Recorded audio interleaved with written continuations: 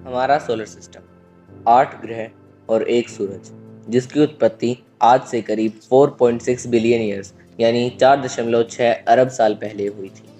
Solar system के 8 ग्रह में 4 रॉकी प्लैनेट्स और 4 गैस जाइंट्स हैं, लेकिन साल 2006 से पहले ये इक्वेशन अलग थी।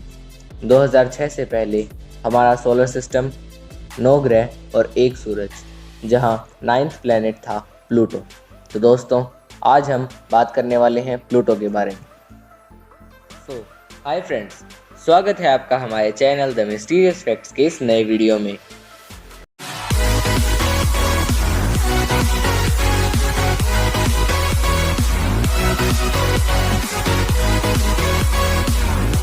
सन 1840 में फ्रेंच मैथमेटिशियन अर्बन ले वेरियर ने नेपच्यून की प्रिडिक्शन कर दी थी।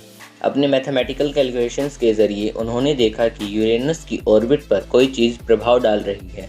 अर्बन ले वेरियर की प्रिडिक्शन 1846 में सही साबित हुई और 23 सितंबर 1846 में नेपच्यून की डिस्कवरी हुई। लेकिन एस्ट्रोनॉमर्स ने देखा कि यूरेनस की ऑर्बिट को सिर्फ नेपच्यून ही नहीं, उससे आगे भी कोई चीज़ प्रभावित कर रही थी।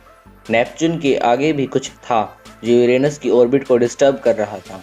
आखिर वो क्या था? हमारे खगोलविद इस पर खोज करने लगे और इसके बाद साल 1906 में अमेरिकन मैथमेटिशियन परसेवल लोवेल ने एक प्रोजेक्ट की शुरुआत की, the search of a possible 9th planet, जिसका नाम उन्होंने प्लैनेट एक्स रखा और बस यहीं से प्लूटो की खोज शुरू हो गई। साल 1915 में लोवेल ने अनजाने में प्लूटो की 2 धुंधली तस्वीरें लीं, लेकिन उस समय उन पर ध्यान नहीं दिया गया। इसके बाद कुछ कानूनी कार्यवाही के कारण लोवेल के इस प्रोजेक्ट को वहीं रोक दिया गया, लेकिन प्लूटो की किस्मत में कुछ और ही था। साल 1929 में इस प्रोजेक्ट को दोबारा शुरू किया गया।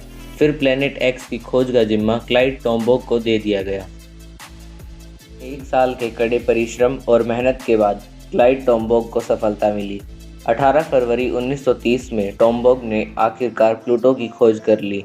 प्लूटो अपनी खोज के बाद से ही लोगों के बीच काफ़ी पॉपुलर हो गया और हमारे सोलर सिस्टम का एक नया सदस्य बन गया। 1977 में नासा ने अपने वॉयेजर एयरक्राफ्ट को लॉन्च किया। पहले वॉयेजर 2 और उसके 16 दिन बाद वॉयेजर 1 को भी लॉन्च किया गया। ये दोनों पहले ऐसे स्पेसक्राफ्ट थे जिनकी मदद से हम अपने गैस जाइंट्स को करीब से देख पाए थे, लेकिन वॉयेजर मिशंस में हम प्लूटो को करीब से नहीं देख पाए और इनके कैमरास बंद करने के बाद आज भी इनका सफ़र जारी है। शुरुआत में प्लूटो के साइज़ और मास की जितनी भी प्रिडिक्शंस की गई थी वो धीरे धीरे गलत साबित हो रही थी। एस्ट्रोनॉमर्स को लगता था कि प्लूटो का मास हमारे अर्थ के मास के इक्वल है, लेकिन जैसे जैसे इस पर ज़्यादा रिसर्च की जाने लगी तब हमें पता चला कि प्लूटो का मास प्रिडिक्शन से काफ़ी कम था। साल 1978 में जब प्लूटो के मून सेरोन की खोज हुई तब हम पहली बार प्लूटो के मास को एक्यूरेटली कैलकुलेट कर पाए। तब हमें पता चला कि इसका मास हमारे अर्थ के मास के कंपैरिजन में ओनली 0.2% है और इसका आकार बहुत ही छोटा है। इसके छोटे होने के कारण इसका ग्रेविटेशनल फोर्स यूरेनस की ऑर्बिट को डिस्टर्ब नहीं कर सकता था, इसलिए इसे लोवेल के प्लैनेट एक्स की श्रेणी से निकाल दिया गया। लेकिन प्लूटो अब भी एक प्लैनेट था। प्लूटो के एक प्लैनेट होने पर भी अभी तक हमारे पास इसकी कोई क्लियर इमेज नहीं थी। एस्ट्रोनॉमर्स इसके शेप और साइज़ पर रिसर्च में लग गए, लेकिन इसके एक्यूरेट कॉन्फ़िगरेशन के लिए हमें 7.5 बिलियन किलोमीटर यानी 7.5 अरब किलोमीटर दूरी ट्रैवल करनी थी ताकि हम इसे करीब से देख सकें। लेकिन प्लूटो तक जाना कोई मामूली बात नहीं थी, क्योंकि इसके लिए बिल्कुल एक्यूरेट टाइमिंग, एंगल और स्पीड की ज़रूरत थी। अगर इनमें से कोई भी गलती होती है तो हमारा मिशन अनसक्सेसफुल हो सकता था। 19 जनवरी 2006 में नासा ने अपने न्यू होराइजन स्पेसक्राफ्ट को लॉन्च किया, जो पहला ऐसा स्पेसक्राफ्ट था जिसे प्लूटो के लिए भेजा गया था। ये अपने 9 साल और 5 महीने के बाद यानी साल 2015 में प्लूटो को देखने वाला था। न्यू होराइजन एक स्पेशली डिज़ाइंड स्पेसक्राफ्ट था और प्लूटो तक जल्दी पहुंचने के लिए इसने जुपिटर की मदद ली। जुपिटर के फ्लाईबाय ने इसे एक ग्रेविटेशनल स्लिंगशॉट प्रोवाइड किया, जिससे इसकी स्पीड 20% तक तेज हो गई और 15 जनवरी 2015 को न्यू होराइजन अपनी मंजिल यानी प्लूटो तक पहुंच गया।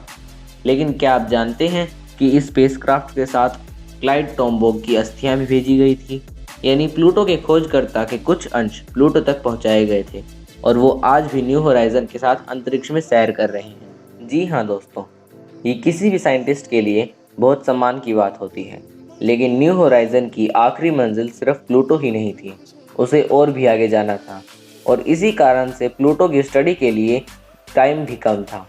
इतने कम टाइम में भी न्यू होराइज़न ने हमें बहुत सी जानकारी दे दी जो प्लूटो को और विस्तृत रूप से समझने में महत्वपूर्ण साबित हुई। लेकिन इसी बीच साल 2005 में प्लूटो के पीछे एक और पिंड की खोज हुई जो प्लूटो से 27% बड़ा और भारी था, जिसका नाम रखा गया एरिस। लेकिन एरिस ने इंटरनेशनल एस्ट्रोनॉमिकल यूनियन को प्लैनेट की डेफिनेशन चेंज करने के लिए मजबूर कर दिया। इंटरनेशनल एस्ट्रोनॉमिकल यूनियन ने अपने 2006 के 26वें जनरल असेंबली में प्लैनेट की डेफिनेशन को चेंज कर दिया और किसी भी पिंड को प्लैनेट कहने के लिए रूल्स भी चेंज कर दिए, जो कुछ इस तरह हैं। रूल 1, वह सूरज का चक्कर लगाता हो। रूल 2, उसके पास इतना मास हो कि वो अपनी राउंड शेप को मेंटेन कर सके। और रूल 3, जो एक नया रूल था, प्लैनेट अपने ऑर्बिट को साफ रख सके, मतलब कि प्लैनेट के आसपास के पिंड या तो इसके चक्कर लगाएं या इससे टकराकर इसमें जुड़ जाएं। प्लूटो पहले 2 रूल्स को तो फॉलो करता था, लेकिन वो तीसरा रूल फॉलो नहीं कर पाया और इसीलिए उसे ड्वार्फ प्लैनेट यानी एक बौना ग्रह घोषित कर दिया गया। प्लूटो के 2006 में ड्वार्फ प्लैनेट यानी बौने ग्रह को घोषित करने के बाद 2015 में हम इसे पास से देख पाए थे। तो फ्रेंड्स, प्लूटो की जर्नी आपको कैसी लगी हमें कमेंट सेक्शन में कमेंट करके ज़रूर बताएं और ऐसे ही इंटरेस्टिंग वीडियोस के लिए हमारे चैनल को सब्सक्राइब करें और बेल आइकन को प्रेस करें, जिससे हमारे सभी वीडियोस के नोटिफिकेशन आपको मिलते रहें। अगर आपको ये वीडियो पसंद आया हो तो इसे लाइक ज़रूर करें, अपने फैमिली और फ्रेंड्स के साथ शेयर करें। फिर मिलते हैं एक नई वीडियो के साथ, तब तक के लिए bye and thanks for watching.